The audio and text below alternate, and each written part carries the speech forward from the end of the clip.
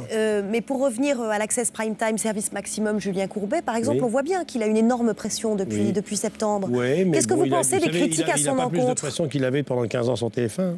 Qu'est-ce que vous pensez des critiques à son encontre? Je les trouve injustes. Je trouve que Mme Almalel, ministre de la Culture, sort de son devoir de réserve. C'est pas son rôle. Elle a plusieurs fois publiquement douté du concept de l'émission. C'est douloureux. Julien, il est comme tout le monde, c'est un être sensible, c'est un artiste, il est blessé par ça. Il a beaucoup de courage d'y aller tous les jours. De toute façon, je vais vous dire, Service Maximum, qui est une émission de service public, une émission pratique, elle a sa place sur la vie publique. Alors, c'est peut-être pas le bon horaire, mais je suis sûr que cette émission restera. Peut-être pas à cet horaire, mais elle restera. Alors depuis, Christine Albanel, la ministre de la Culture, s'est excusée, mais Frédéric Lefebvre, par exemple, le porte-parole de l'UMP, qui passe son temps à dire à quel point les programmes de France 2 sont mauvais. Il a tort. C'est de l'ingérence?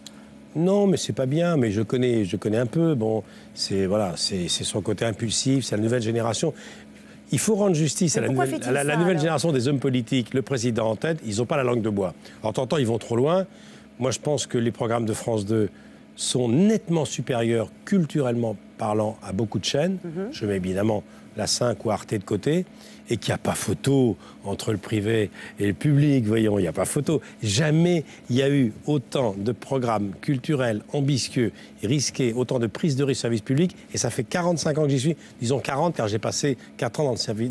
Dans le privé. Pourquoi la ministre de la Culture? Pourquoi le porte-parole de l'UMP? Pourquoi les hommes politiques parce que les petites phrases, parce qu'ils ne peuvent pas s'empêcher, parce que c'est une génération qui aime bien parler, parce que voilà, parce que c'est les effets de manche, parce qu'il faut dire des choses. J'en suis sûr que M. Lefebvre ou Mme Albanel savent très bien au fond d'eux-mêmes que le service public est dans sa mission, même s'il peut faire mieux, et que Courbet est un bon pro. Est-ce que le but, c'est pas un amateur, Courbet, c'est un bon pro. Est-ce que le but, c'est pas tout simplement de déstabiliser les dirigeants de la chaîne, les dirigeants du groupe? Sur ce plan-là, c'est réussi. Voilà. Hein. C'est réussi depuis un bon moment. En février 2008, ils font tenir, ils sont courageux. En février 2008, vous disiez à propos des dirigeants de France Télévisions, justement, Patrick de Carolis et Patrice Duhamel, il serait criminel de ne pas les laisser aller au bout de leur mandat. Évidemment, ils sont là depuis 3 ans, ils ont tracé un sillon, ce serait logique qu'ils terminent leur parcours. J'espère qu'il va tenir, qu'il aura les nerfs de tenir, car c'est très difficile.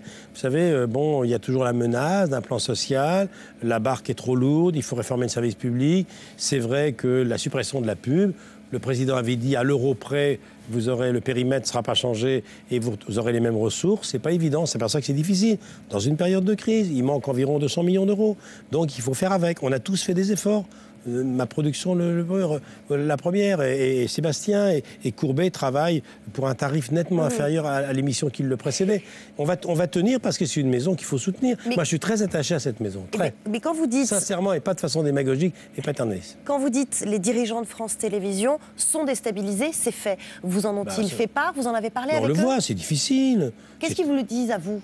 Ils tiennent, ils me disent, tu sais, c'est difficile, attaquer de toutes parts, le ministre qui s'en met, le président, le bras de fer. C'est vrai que Carolis est extrêmement courageux lorsqu'il a dit sur RTL il y a quelques mois, le compte n'y est pas. C'est stupide de dire que le privé et le public, c'est la même chose. C'est pas la même chose.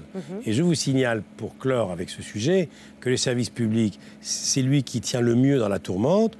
Regardez Le Monde de cette semaine, regardez la presse. Vous recevez assez de patrons du PAF et d'animateurs sur votre plateau pour savoir que, pour l'instant, la chaîne qui est dans la seringue, qui économiquement souffre le plus, mais elle va avoir un ballon d'oxygène avec la pub qu'on va lui donner, c'est quand même TF1. Est-ce que vous imaginez qu'il y a quelques jours, la moyenne de TF1, le jour, soit lundi ou mardi, a été de 21,5. Quand j'étais sur TF1 il y a 15 ans, on était à 38-40 de part de marché.